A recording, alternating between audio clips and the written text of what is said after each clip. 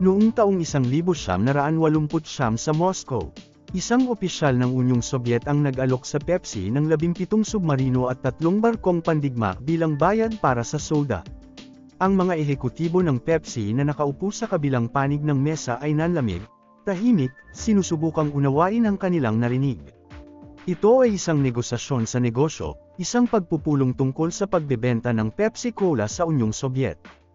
Hindi ito kasunduang militar, hindi ito negosasyon tungkol sa armas, ito ay tungkol sa soda. Ngunit ang kinatawa ng Sobyet ay naglatag ng 20 sasakyang pandigma sa mesa, 17 submarino, isang frigate, isang cruiser, at isang destroyer. Kabuuang halaga, humigit kumulang $3 bilyong bilang bayad para sa Pepsi.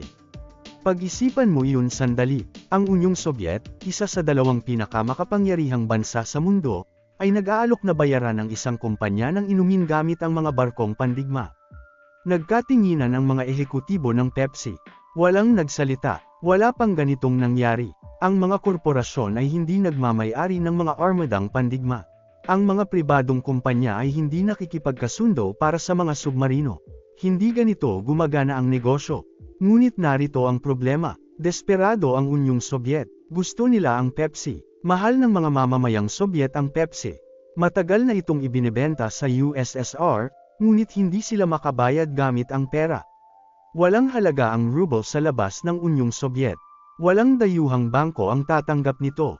At nauubusan na ang USSR ng iisang bagay na ginamit nila upang bayaran ang Pepsi sa loob ng 17 taon.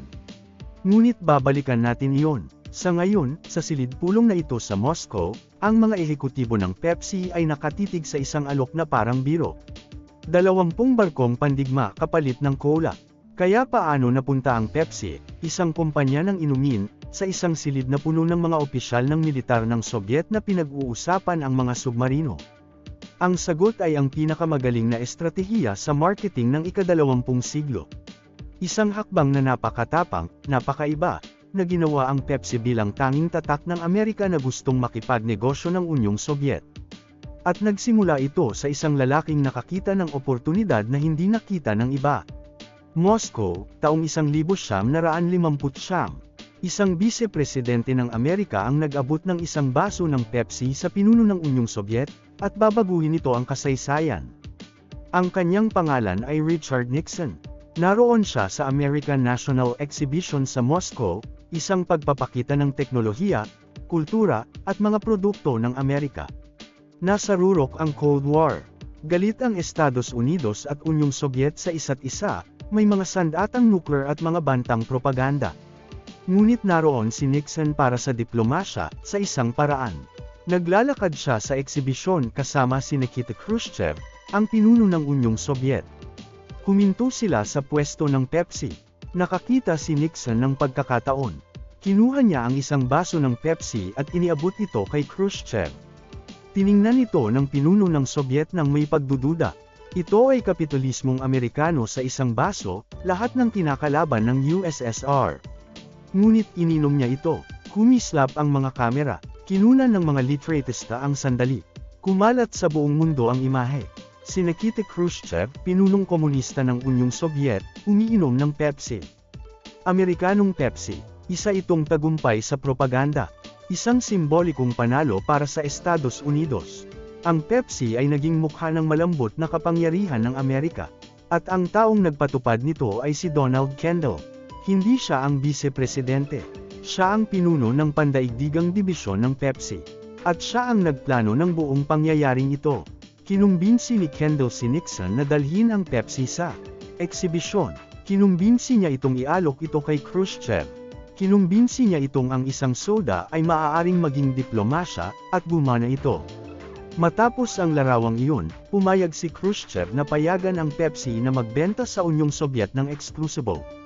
Walang Coca-Cola, walang ibang tatak ng Amerika, Pepsi lamang. Nakamit ni Kendall ang isa sa pinakamalaking tagumpay sa marketing sa kasaysayan. Ginawa niyang kasangkapang geopolitikal ang isang bote ng soda. Ang Pepsi ang naging unang produktong pangkonsumo ng Amerika na ibinenta sa USSR. Nagtayo sila ng mga planta ng pagbobote, nag-distribute sa iba't ibang estado ng Sobyet, at naabot ang 280 milyong mamimili na hindi maabot ng Coca-Cola. Ngunit may isang napakalaking problema. Hindi makabayad ang Unyong Sobyet. Walang halaga ang ruble sa labas ng USSR. Kailangan ng Pepsi ng dolyar. Walang dolyar ang mga Sobyet. Ngayon, isipin mo ito. Nakakuha ka ng monopolyo sa isang pamilihang may 280 milyong tao, ngunit ang mga mamimili mo ay hindi kayang magbayad. Ano ang gagawin mo? Ang solusyon ni Kendall ay napakalikhaing ideya, napakaiba, na wala pang sinumang korporasyon sa Amerika ang sumubok nito. Moscow, taong 1972. Iminungkahi ni Donald Kendall ang pinaka-hindi pangkaraniwang kasunduan sa negosyo para sa Amerika. Ang bayaran ay vodka, hindi dolyar, hindi ginto. Vodka, partikular ang Stolichnaya vodka, ang pinakasikat na produkto ng Unyong Sobyet. Isipin mo iyon, isang kapitalistang kumpanyang Amerikano ang tatanggap ng alak bilang bayad mula sa mga komunista sa gitna ng Cold War. Ngunit nakita ni Kendall ang loika. Hindi makabayad ang mga Sobyet gamit ang ruble. Wala silang dolyar, ngunit mayroon silang vodka, at napakarami nito. Dahil kung may isang bagay na mahusay gawin ng Unyong Sobyet bukod sa propaganda at mahabang taglamig, iyon ay ang paggawa ng vodka. Matagal nang gumagawa ng vodka ang Russia. Ito ang kanilang pambansang inumin, bahagi ng kanilang pagkakakilanlan. At ang Stolichnaya ay dekalidad at mabentes sa kanluran. Ganito ang plano ni Kendall. Magpapadala ang Pepsi ng syrup ng soda sa Unyong Sobyet. Ibobote ito ng mga Sobyet, ibebenta, kikita.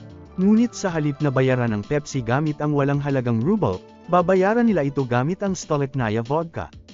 Dadalhin ng Pepsi ang vodka sa Estados Unidos, ibebenta sa mga distributor, at makakakuha ng tunay na dolyar. Ito ay barter, ang pinakamatandang anyo ng kalakalan sa kasaysayan ng tao, at nagawa ni Kendall na gumana ito sa napakalaking antas. Agad na pumayag ang mga Sobyet. Siyempre papayag sila, makakakuha sila ng Pepsi nang hindi gumagastos ng kahit isang dolyar. Vodka lamang ang ibibigay nila, isang produktong ginagawa nila sa napakaraming dami. Nilagdaan ang kasunduan. Ang Pepsi ang naging pinakamalaking importer ng vodka mula Russia sa Estados Unidos. Sa loob ng 17 taon, gumana ito. Nagpadala ang Pepsi ng syrup, tumanggap ng vodka, at ibinenta ito para kumita. Ngunit maaaring iniisip mo, kung solusyon na ang vodka, bakit nagsimula ang kwento sa mga barkong pandigma? Dahil ang Unyong Sobyet, sa kabila ng pagiging organisado nito, ay nagkamali pa rin. Nangyari na sa kalaunan ay naubusan sila ng ipambabayad, kahit vodka. Moscow, taong 1989. Tinanggap ng Pepsi ang 17 submarino at 3 barkong pandigma bilang bayad para sa soda. Oo ang sagot ng mga ehekutibo ng Pepsi. Gagawin talaga nila ito. Isang kumpanya ng inumin ay magiging kapangyarihang pandagat. Ngumiti ang mga opisyal ng Sobyet. Naglabas ng mga papeles, kontrata, at dokumento ng paglilipat na opisyal na maglilipat ng 20 sasakyang pandigma mula sa hukbong dagat ng Sobyet patungo sa Pepsi. Cola. Ito ay tunay na nangyayari. Pinirmahan ng ehekutibong nakipagkasundo ang kanyang pangalan, pagkatapos ay isa pa, at isa pa. Bawat pirma ay lalo pang ginagawang totoo ang kakaibang transaksyong ito. Isipin mo kung ano ang pinipirmahan. Hindi isang karaniwang kontrata, kundi isang dokumentong naglilipat ng mga submarino mula sa isang superpower patungo sa isang kumpanya ng soda. Pinirmahan din ito ng kinatawan ng Sobyet at tinatakan. Opisyal, legal, may bisa. Ang Pepsi ay nagmamay-ari na ng 17 submarino, isang frigate, isang cruiser, at isang destroyer. Kabuuang halaga ay 3 bilyong dolyar. Ang isang kumpanya ng inumin ay naging isa sa pinakamalalakas na puwersang pandagat sa mundo. Si Donald Kendall, ang pinuno na nagsimula ng pakikipagsapalaran na ito noong taong 1959, ang nag-aproba sa kasunduang ito. Hindi nagtagal matapos mapirmahan ang mga kontrata, nakipagkita si Kendall kay Brent Scowcroft, ang tagapayo sa pambansang seguridad ng Estados Unidos. Nag-aalala siya, isang pribadong kumpanyang Amerikano ang nakakuha ng mga barkong pandigma ng Sobyet. Ngumiti si Kendall at sinabi ang isa sa pinakatanyag na linya sa kasaysayan ng negosyo. Pinapahina ko ang Unyong Sobyet ng mas mabilis kaysa sa inyo.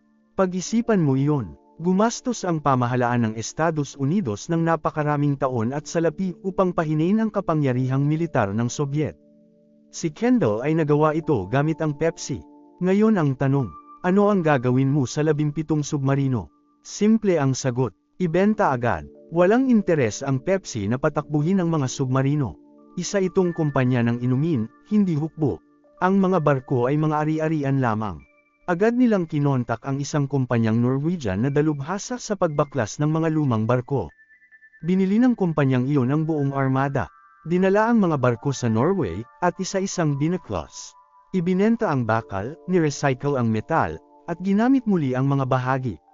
Nabayaran ang Pepsi, totoong pera, tunay na dolyar. Sa maikling panahon, naging isa sa pinakamalalakas na puwersang pandagat ang Pepsi. Pagkatapos ay ibinenta nila ang lahat at bumalik sa pagiging kumpanya ng soda. Ngunit ito ang mahalaga, nagtagumpay ito. Nakuha ng mga Sobyet ang Pepsi. Nakuha ng Pepsi ang kanilang bayan. Ipinakita ni Kendall ang isang mahalagang aral. Hindi mo kailangan ng kapangyarihang militar upang manalo.